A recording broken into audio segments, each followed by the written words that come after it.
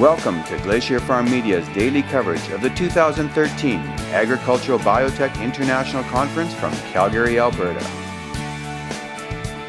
From September 15th to 18th, we'll be bringing you daily news from the conference floor at 6 a.m., noon, and 9 p.m. nightly, courtesy of Myers Norris Penny.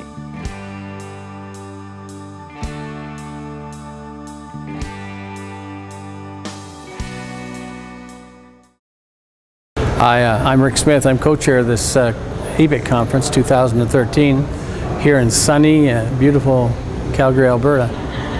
The ABIC conference is one that's held annually in various parts of the world, and it's a gathering of top minds, top producers, top scientists that focus on getting more out of the crops that we grow in the world and bringing new, intriguing, challenging technology to the marketplace. This year, our theme of food, energy, and water for a hungry world reflects the challenges that we all think the world does face when it comes to basic nutrition and the opportunity for us to play a meaningful role in managing the challenges in the environment when we try to feed what's 6.5 to 7 billion people today, and it's going to be 9 to 12 billion in the next 30 to 40 years. Keynote speaker is Mr. Jim Burrell. Jim is the Executive Vice President for Dupont Agriculture. And Jim is going to share with us their vision as a company on where agriculture is going to take us in the next 50 to 100 years. Jim's an exceptional speaker and a real seasoned veteran in the ag business. Good evening and welcome back to ABIC 2013 in Calgary. I'm Bruce Arjun of Farm Boy Productions, and this is your evening update brought to you by Glacier Farm Media. This afternoon we had the chance to sit down and talk with two of the conference speakers, Jim Boyle, the Executive Vice President of Dupont Company, and Brant Randall, the President of Dreyfus Commodities. While Jim talked about the science of feeding a hungry world with technologies like crop traits, Brant spoke on the potential impact of biotechnologies on the agribusiness sector and consumer awareness. Have a look. We know that from today till 2050, we're going to have about 2.5 billion more people on the earth.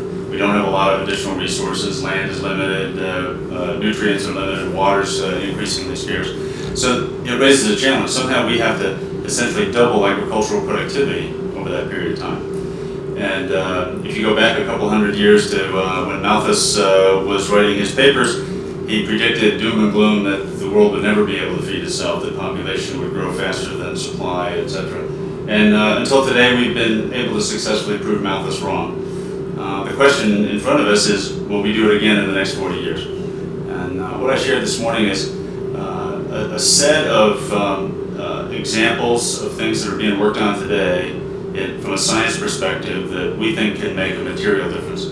I don't think there's any one tool that will solve the challenge on their own, but biology and biotechnology can help us in a lot of different ways. Already is today, and there's a huge potential in front of us. And so that's what I shared. I shared a number of those examples to help people understand that if we invest in science and if we embrace it, it can be a very helpful tool. So it's an exciting example of a technology advancement that DuPont's working on right now towards that goal. Well, one of them that's already commercial is our Aquamax corn hybrids. Water stress is a challenge. Drought some years is a particular issue for farmers, but also corn is increasingly being grown in areas that are lower moisture and therefore water stress is more common. And by examining the plant genetics and understanding which genes were having an impact on the ability of the plant to withstand water stress, we identified and we brought those genes together and into the new varieties or new hybrids that we started to sell in 2012.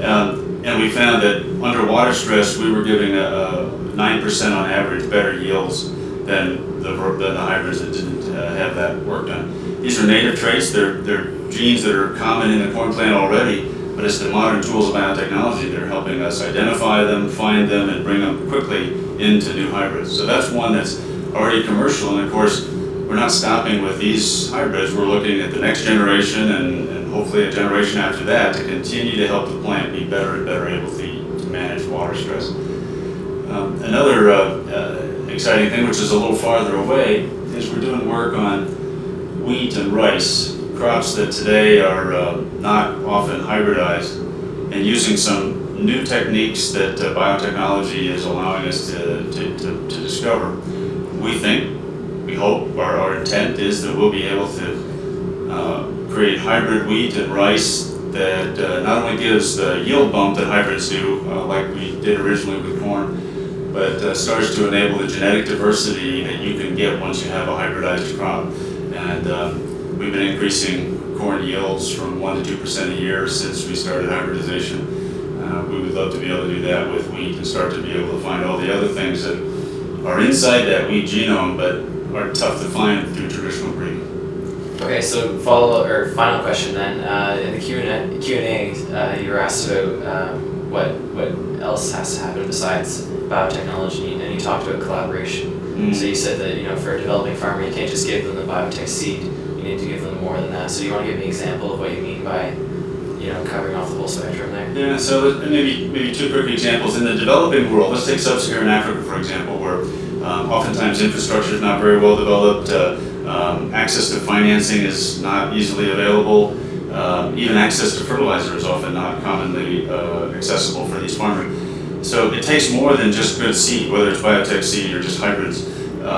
You have to find ways to get them the other access to the other things they're going to need to really be able to produce a crop. So we have relationships with companies who can provide financing locally. We have relationships with the Ministry of Ag in some countries where they're trying to accelerate productivity, and we can help with their goals. So that's a couple of examples in the developing world. But in the developed world as well, we have relationships with organizations like, I mentioned CIMA today, but organizations like that maybe are either NGO or public sector, but we find common ground and we can work together and use our technology and some of their capability to move things forward. So it's happening everywhere. It's finding the right partners and really staying focused on making a difference. Hello, my name is Will Keller. I'm the chair of the organizing committee for ABIC 2014. We are targeting well over 500 people for this meeting. We are going to be working under the theme of leadership in a changing world, and there are going to be some very significant issues that need to be discussed. Issues around what are the various countries doing to address the challenges around food production.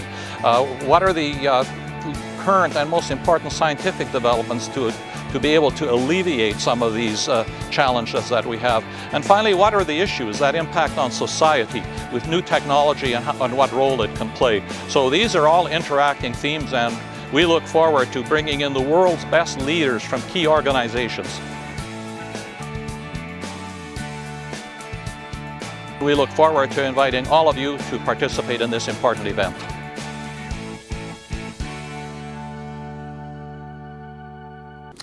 Brant Randall, I'm the president of Dreyfus Commodities Canada, and I was invited to speak about our experience and perspective on integrating biotechnology or products derived from biotechnology into the commercial grain system. Okay, so what do you think the main theme was that came out today during the panel discussion? Well, I mean, perception and education were certainly big themes. How to manage the messaging, not only to the farms, but to processors, to people along the value chain, and certainly we had a big discussion about how do you message and educate the public on what it means to have biotechnology in the food system. So something that came up was the new site, which is GMO Answers. Do you think that's a step in the right direction? And if so, why or why not? Yeah, I think anything is a step in the right direction because we've allowed the debate to be framed by people who are anti-technology and afraid of science. So I think we have to reassert control, being sensitive to how people perceive things today, but we have to assert an agenda for a dialogue and a discussion and a means to educate the public on the safety and the need for biotechnology. Well, that's the biggest thing, is that, you know, we have protesters here at the conference that are trying to say that, you know, don't touch my food. Well, it's not just their food, it's food for people that don't have it. That's why we're using these biotechnologies. And for some reason they think they have license to impose practices, agricultural practices, that would throw us back decades in terms of food production systems and really imperil our food supply worldwide. If we were to adopt the practice of the 50s and 40s and 30s, where would we be today? And how would we raise people out of poverty? How would we nourish people so they're better educated, their brains are fully developed? I mean, it's just such a corrupt approach and to the debate. It's very disturbing, actually. Mm-hmm. So is there anything that your company's doing, or why don't you give me an example of something your company's doing to increase awareness or that education, improve that element of it? Well, I think you invest in the debate by doing things such as in Brazil there's an initiative to ensure rainforests are preserved, and that expansion in agriculture doesn't imperil the biodiversity of the country. That's a recent phenomenon in the last 2 or 3 years. I think it's incumbent upon anybody, not just our company, but anybody, to educate people one-on-one. So one person at a time, one relationship at a time, change people's minds. Mm-hmm. And that's our collective responsibility.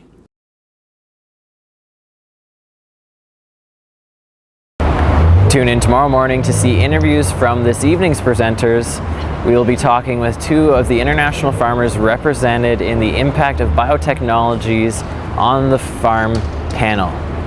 4 different perspectives from 4 different countries. Thanks for watching this evening's update. Here's your schedule for tomorrow morning. Have a great evening.